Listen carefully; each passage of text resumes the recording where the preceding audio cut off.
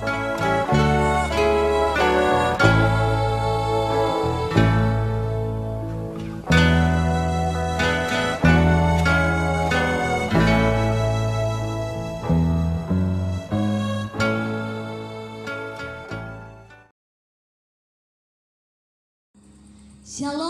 Bapak Ibu, Saudara-saudari yang saya kasihi di dalam Yesus Kristus.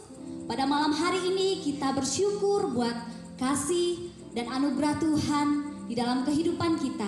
Sehingga pada malam hari ini kita bersama-sama melakukan ibadah KKR kita yang kedua. Dan kita mau memasuki persekutuan kita dan kita menaikkan pujian, sucikan dan kuduskan hati ini. Kita mau mempersiapkan hati kita untuk menghadap Tuhan.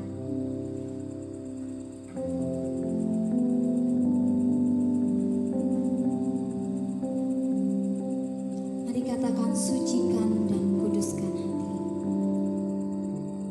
Sucikan dan kuduskan hati ini untuk layak menghadap hadirat-Mu.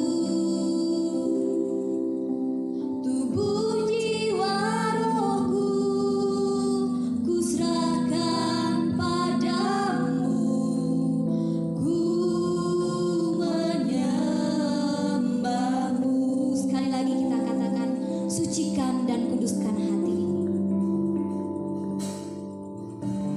Sucikan dan kuduskan hati ini untuk layak menghadap hadirat-Mu.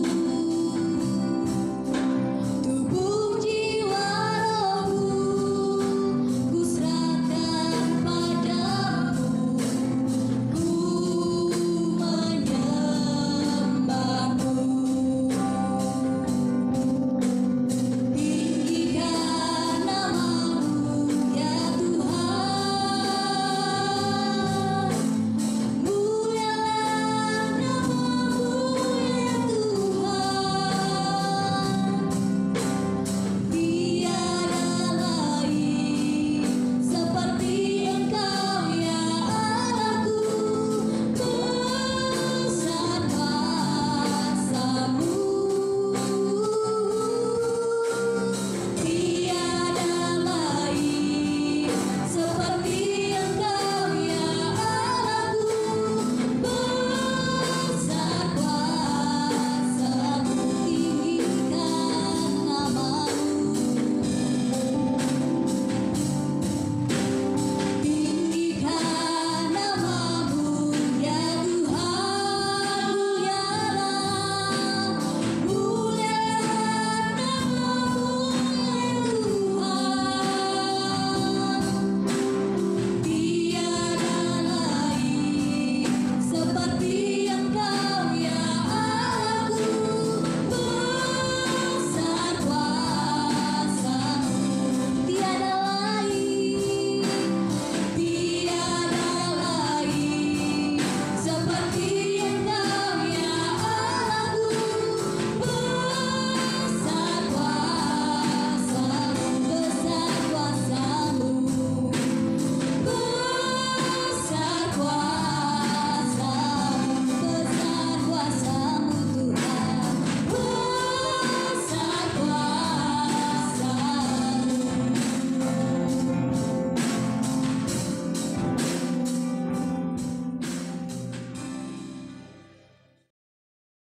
Ya, kepada Pendeta Jamin Tandidi untuk membuka persekutuan kita pada malam hari ini.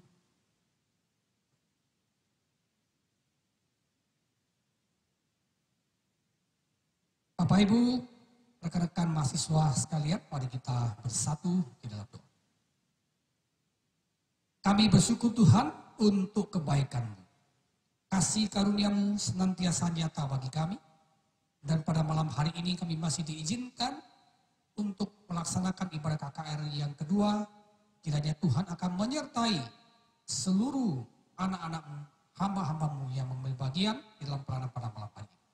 Suci kuduskan, kuasai dengan roh-Mu yang kudus. Dan mereka boleh dipakai menjadi alat berkat-Mu. Dan berkati kami semua mendengar, akan diberikan tanah hati yang subur untuk menerima kuasa firman-Mu. Dan kami boleh memuji Tuhan, iman kami boleh bertumbuh. Kami tabiskan ibadah kami dalam nama Yesus Tuhan dan Juru Selamat kami. Haleluya. Amin.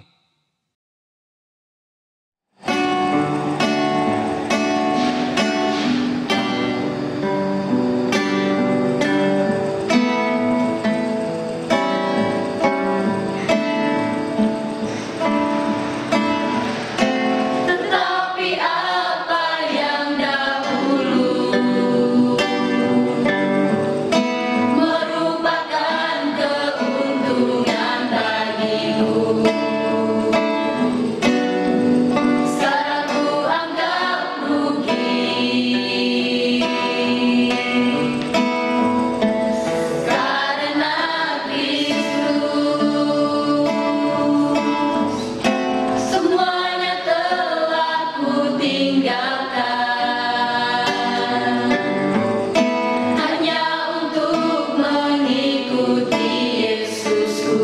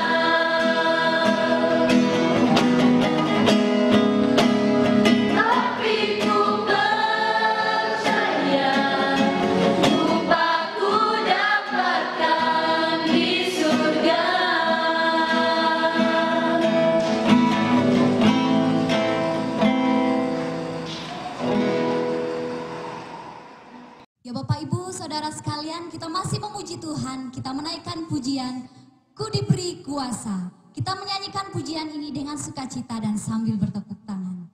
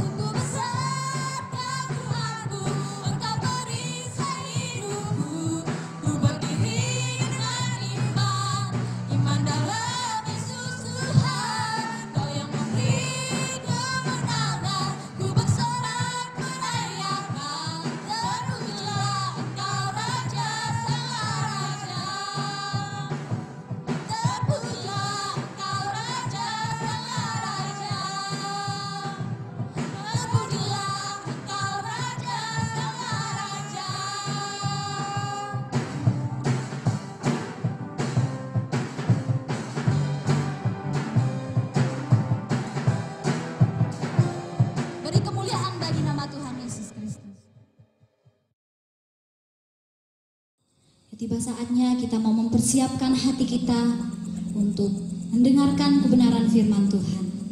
Dan kita mau menaikkan pujian, Yesus Kau kebenaran.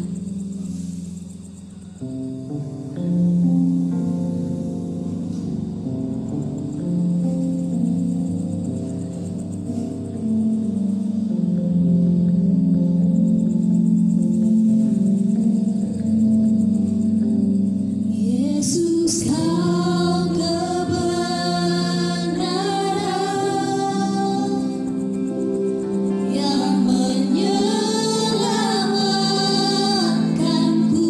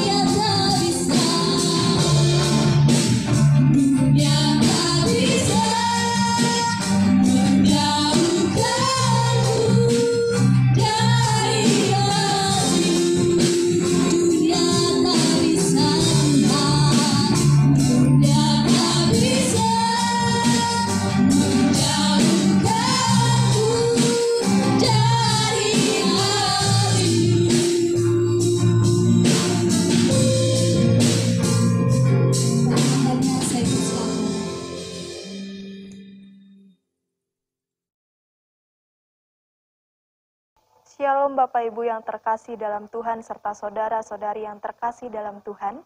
Kita bersyukur pada malam hari ini meskipun di era new normal ini kita bisa bersama-sama melaksanakan ibadah KKR yang kedua. Bapak Ibu Saudara yang terkasih dalam Tuhan, sebelum kita merenungkan kebenaran firman Tuhan pada hari ini, kita bersatu di dalam doa. Tuhan Yesus, kami bersyukur Tuhan bahwa pada hari ini kami bisa diberikan kesempatan bersama-sama untuk melaksanakan ibadah KKR yang kedua ini. Kami bersyukur untuk penyertaan Tuhan yang begitu luar biasa dalam setiap kehidupan kami. Dan sebentar kami akan merenungkan kebenaran firman Tuhan. Biarlah firman ini tidak berlalu dalam diri kami, tetapi dapat kami aplikasikan dalam setiap kehidupan kami. Terpujilah nama Tuhan, kami siap mendengarkan firman Tuhan. Dalam nama Tuhan Yesus kami berdoa dan bersyukur. Amin. Bapak, Ibu, saudara-saudari yang terkasih dalam Tuhan, baik kita bersama-sama merenungkan kebenaran firman Tuhan. Tema pada malam hari ini ialah menyebar benih Injil di tengah era new normal. Nats yang saya ambil yang terdapat dalam Matius pasal yang ke-13, Matius 13 ayat yang ke-24 hingga dengan ayat yang ke-30. Saya akan membacakannya bagi kita. Perumpamaan tentang lalang di antara gandum. Yesus membentangkan suatu perumpamaan lain lagi kepada mereka. Katanya, hal kerajaan sorga itu seumpama orang yang menabur benih yang baik di ladangnya. Tetapi pada waktu semua orang tidur, datanglah musuhnya menabur benih lalang di antara gandum itu, lalu pergi. Ketika gandum itu tumbuh dan mulai berbulir, nampak jugalah lalang itu. Maka datanglah hamba-hamba tuan ladang itu kepadanya dan berkata, "Tuan, bukankah benih baik yang Tuan taburkan di ladang itu? Dari manakah lalang itu?" Jawab tuan itu, "Seorang musuh yang melakukannya." Lalu berkatalah hamba-hamba itu kepadanya, "Jadi maukah Tuan supaya kami pergi mencabut lalang itu?" Tetapi ia berkata, "Jangan, sebab mungkin gandum itu ikut tercabut pada waktu kamu mencabut lalang itu. Biarkanlah keduanya tumbuh bersama sampai waktu menuai. Pada waktu itu, aku akan berkata kepada para penuai, kumpulkanlah dahulu lalang itu dan ikatlah berberkas-berkas untuk dibakar. Kemudian, kumpulkanlah gandum itu di dalam lumbungku." Bapak, Ibu, Saudara yang terkasih dalam Tuhan, dalam bagian firman Tuhan ini berbicara tentang seorang penabur yang menabur benih yang baik di ladangnya. Kemudian pada waktu malam hari, datanglah musuh menabur benih lalang di antara benih gandum. Lalu kemudian datanglah hamba-hamba dari tuan itu melaporkan tentang lalang yang ditabur di antara gandum. Adapun keinginan dari hambanya itu untuk mencabut lalang yang ditabur di antara gandum itu. Namun kita melihat jawaban dari Tuhan itu ialah jangan. Karena ketika engkau mencabut lalang itu, bukan hanya lalang itu yang tercabut, namun gandum itu pun ikut tercabut. Dan Tuhan itu memberikan perintah untuk membiarkan gandum itu tumbuh di antara lalang. Sehingga ketika gandum itu sudah siap dipanen, lalang itu dicabut dan dimusnahkan serta dapat terlihat perbedaan antara lalang dan gandum. Kita mengetahui lalang adalah sejenis rumput liar yang beracun dan lalang hampir sama dengan gandum. Dalam Matius 13 ayat 37 sampai dengan 43, di sini kita melihat bahwa Tuhan Yesus menjelaskan kepada murid-muridnya tentang perumpamaan tentang lalang yang ada di ladang. Ia menjawab, katanya, orang yang menabur benih baik ialah anak manusia, ladang ialah dunia. Benih yang baik itu anak-anak kerajaan, lalang anak-anak si jahat. Musuh yang menabur benih lalang ialah iblis. Waktu menuai ialah akhir zaman, dan para penuai itu malaikat. maka seperti lalang itu dikumpulkan dan dibakar dalam api, demikian juga pada akhir zaman, Anak Manusia akan menyuruh malaikat-malaikatnya, dan mereka akan mengumpulkan segala sesuatu yang menyesatkan dan semua orang yang melakukan kejahatan itu dalam kerajaan sorga. Semua akan dicampak ke dalam api, di sanalah akan terdapat ratapan dan kertakan gigi. Pada waktu itu, orang-orang benar akan bercahaya seperti matahari dalam kerajaan Bapa mereka. Siapa yang bertelinga, hendaklah mendengar. Kita adalah benih yang baik. Dengan kata lain, kita adalah anak-anak kerajaan atau orang-orang percaya. Sebagai orang-orang percaya, pada masa kini, kita diperhadapkan oleh era yang namanya new normal. New normal ialah suatu tatanan hidup yang baru untuk beradaptasi dengan COVID-19. Dampak dari new normal ialah tentunya perekonomian masih dalam tahap pemulihan, kehidupan sosial masih dibatasi, beraktivitas selalu mengikuti protokol kesehatan, proses pembelajaran dilakukan secara online, dan hal itu menyebabkan sebagian orang merasa khawatir, putus asa, menyerah, dan lain sebagainya. Dalam situasi ini tentunya mereka memerlukan orang yang bisa menolong, yang bisa menjadi sandaran bagi orang yang ada di sekitarnya, bisa menopang mereka dari dilema hidup yang mereka alami. Sebagai orang-orang percaya ini, inilah waktu yang tepat bagi kita untuk menjalankan peranan kita di era new normal. Yang menjadi pertanyaan bagi kita, apa saja peranan kita di era new normal ini? Dalam bagian firman Tuhan pada hari ini saya membagi dalam 2 bagian. Bagian yang pertama yaitu hidup yang memiliki perbedaan dengan dunia. Hidup yang memiliki perbedaan dengan dunia. Hidup yang memberi teladan atau hidup yang memiliki perbedaan dengan dunia, itu artinya hidup kita sudah menjadi teladan dan bahkan wajib harus menjadi teladan. Hidup yang memberi teladan artinya kita memiliki kehidupan yang berbeda dengan dunia. Dalam perumpamaan yang disampaikan oleh Tuhan Yesus, kita bisa melihat bahwa anak-anak kerajaan atau orang-orang percaya dan anak-anak si jahat atau pengikut iblis berada dalam ladang yang sama atau berada dalam dunia yang sama. Jika kita melihat dalam perumpamaan ini antara gandum dan lalang, ketika belum berbuah, kita sulit membedakan antara gandum dan lalang tersebut. Akan tetapi, pada musim panen tiba, di situ akan terlihat perbedaan antara gandum orang-orang percaya dan lalang orang yang tidak percaya. Sebagai orang percaya, tentunya kita memiliki perbedaan. Bahkan, kita memang dituntut memiliki perbedaan dengan orang-orang yang tidak mengenal Allah. Sebagai orang percaya, kita hendak menjadi teladan yang baik dalam pikiran kita, perkataan kita, maupun perbuatan kita. Tentunya tidak mudah bagi kita melakukan hal tersebut. Apalagi sekarang masa new normal.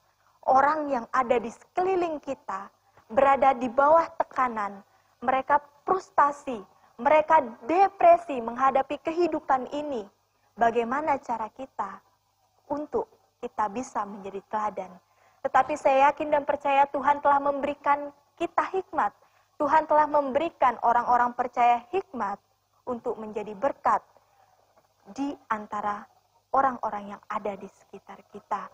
Tentunya tidak mudah bagi kita melakukan hal ini. Namun mari kita belajar berjuang di era new normal ini untuk bisa menjadi teladan bagi orang yang ada di sekitar kita. Bagian yang kedua dalam firman Tuhan ini yaitu hidup yang memiliki komitmen dalam menyampaikan Injil di era new normal. Pada saat ini kita masuk ke dalam bulan misi. Bulan Agustus ialah merupakan tradisi bagi Gereja Kemah Injil Indonesia untuk merayakan bulan misi dalam hal penginjilan tentunya. Bukan hanya misionaris yang telah melakukan penginjilan kepada orang-orang yang belum mengenal Tuhan, akan tetapi kita juga memiliki peranan penting di dalamnya dalam menyampaikan Injil. Peranan kita sebagai orang percaya di era new normal ini ialah menabur benih yang baik, menyampaikan kabar baik kepada orang-orang di sekitar kita. Kita menjadi anak-anak kerajaan atau orang-orang percaya. Artinya kita mengemban suatu tanggung jawab, suatu tugas dari Allah kita. Dengan demikian, Injil dan orang percaya yang sejati dapat akan ditanam di seluruh dunia. Bukan hanya stop, bukan hanya berhenti di situ saja, bukan hanya orang percaya dan Injil itu saja yang ditanam di dalam dunia ini. Tetapi ingat, Bapak, Ibu, Saudara-saudari yang terkasih, iblis tidak diam. Iblis juga akan menanam para pengikutnya, orang-orang yang menjadi pengikutnya atau anak-anak si jahat di antara umat untuk meniadakan kebenaran Allah. Tentunya ketika kita ingin menaburkan benih yang baik atau menyampaikan kebenaran firman Tuhan kepada orang yang ada di sekitar kita, iblis tidak diam. Mereka juga berjuang. Ketika kita berjuang dalam menyampaikan kebenaran firman Tuhan, mereka juga berjuang, para pengikutnya juga berjuang untuk menyampaikan kejahatan itu. Bapak, Ibu, Saudara yang terkasih di dalam Tuhan kita Yesus Kristus, dengan demikian mari kita sama-sama berjuang untuk menyampaikan kabar baik itu kepada orang yang ada di sekitar kita. Karena pengikut iblis juga sedang berjuang bersama-sama untuk menggagalkan misi Allah. Jangan sampai kita orang-orang percaya dikalahkan oleh pengikut si jahat dalam memenangkan jiwa. Jika kita tidak melakukan peranan kita sebagai orang-orang percaya, maka pada hari penghakiman nanti bukan kita diperhadapkan dengan manusia yang terbatas oleh ruang dan waktu, dengan manusia yang bisa dimanipulasi, dengan manusia yang mungkin bisa dibodoh-bodohi. Kita diperhadapkan oleh hakim yang adil. Hakim kita adalah Allah kita yang maha tahu, Allah yang maha hadir, Allah yang benar-benar mengetahui dan mengerti siapa diri kita yang sesungguhnya. Pada saat itu, Allah akan mengatakan dalam Injil Matius 7, ayat 21 sampai dengan ayat 23, bukan setiap orang yang berseru kepadaku, Tuhan, Tuhan akan masuk ke dalam kerajaan sorga, melainkan dia yang melakukan kehendak Bapakku di sorga. Pada hari terakhir, banyak orang akan berseru kepadaku, Tuhan, Tuhan, bukankah kami bernubuat demi namamu dan mengadakan mujizat demi namamu juga? Pada waktu itu, aku akan berterus terang kepada mereka dan berkata, aku tidak pernah mengenal kamu. Nyala dari hadapanku, kamu sekalian pembuat kejahatan. Bapak, Ibu, Saudara-saudari yang terkasih dalam Tuhan, dalam bagian firman Tuhan ini, kita diajar, mari kita lakukan peranan kita sebagai orang percaya untuk menyampaikan kabar baik itu. Tuhan sudah membuat banyak hal dalam setiap kehidupan kita. Pengorbanan Tuhan yang begitu besar, sudah Tuhan nyatakan dalam setiap kehidupan kita. Mari kita bersama-sama mengucap syukur untuk kebaikan Tuhan di dalam setiap kehidupan kita, melalui menyampaikan kabar baik itu kepada orang yang ada di sekitar kita. Mari kita sebagai orang-orang percaya menjalankan peranan kita dengan baik. Adapun peranan yang harus kita lakukan ialah hidup yang menjadi teladan bagi orang di sekitar kita. Dan ketika hidup kita sudah menjadi teladan, kita bisa dengan mudah menyampaikan kebenaran firman Tuhan kepada orang-orang yang ada di sekitar kita. Yang menjadi perenungan bagi kita pada malam hari ini, sudahkah hidup kita menjadi teladan bagi orang-orang di sekitar kita di masa new normal ini? Dan yang menjadi perenungan kedua bagi kita ialah, sudahkah kita menjalankan peranan dalam menyampaikan kabar baik di era new normal ini. Baik, mari kita bersatu dalam doa. Tuhan Yesus, kami bersyukur bahwa pada malam hari ini kami sudah mendengarkan kebenaran firman Tuhan yang menjadi sandaran bagi kehidupan kami. Biarlah firman Tuhan tidak berlalu dalam diri kami, tetapi benar-benar kami aplikasikan dalam setiap kehidupan kami sebagai orang percaya. Terpujilah nama Tuhan, dalam nama Tuhan Yesus kami berdoa dan bersyukur. Haleluya. Amin.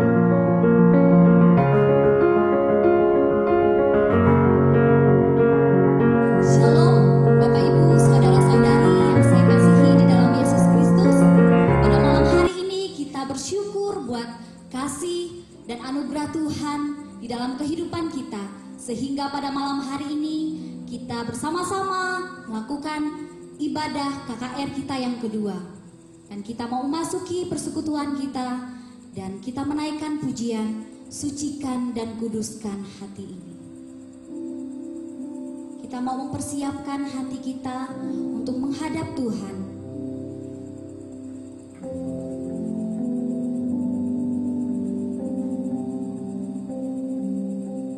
Mari katakan sucikan dan kuduskan hati.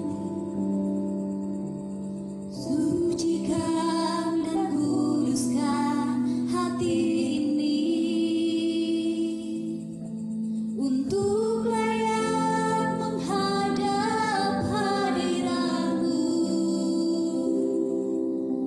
Tubuh jiwa rohku ku serahkan padamu. Ku menyembah-Mu. Sekali lagi kita katakan sucikan dan kuduskan hati ini. Sucikan dan kuduskan hati ini untuk layak menghadap hadirat-Mu. Tubuh jiwa rohku ku serahkan padamu. Ku menyembah-Mu. Tinggikan nama-Mu ya Tuhan. Mulialah nama-Mu ya Tuhan. Tiada lain seperti Engkau ya Allahku. Besar kuasa-Mu. Tiada lain seperti Engkau ya Allahku. Besar kuasa-Mu. Tinggikan nama-Mu. Tinggikan nama-Mu ya Tuhan. Mulialah nama-Mu ya Tuhan. Tiada lain seperti Engkau ya Allahku. Besar kuasa-Mu. Tiada lain seperti Engkau ya Allahku. Besar kuasa-Mu. Besar kuasa-Mu. Besar kuasa-Mu. Besar kuasa-Mu Tuhan. Besar kuasa-Mu.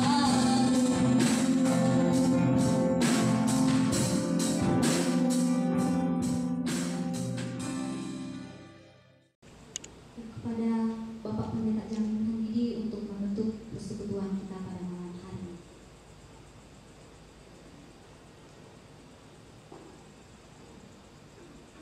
Bapak Ibu sekalian, mari kita bersatu dalam doa dan menutup rangkaian ibadah KKR pada malam hari ini. Mari kita. Segala pujian, syukur dan hormat kami naikkan kepada-Mu ya Tuhan. Seizin kasih karunia-Mu Bapa, kami bisa melaksanakan seluruh rangkaian ibadah pada malam hari ini. Tuhan kiranya akan memberkati kami. Bila firman yang telah ditabur sungguh boleh berbagian dalam kehidupan kami, berakar, bertumbuh, dan dilakukan dalam kehidupan kami, dan menjadi berkat bagi kemuliaan-Mu. Ulanglah yang memohon damai serta sukacita daripada Allah dan jadilah pelaku firman. Kiranya kasih karunia Allah menyertai kita, kuasa kebangkitan Kristus, Roh Kudus, mulai hari ini sampai selama-lamanya. Haleluya. Amin.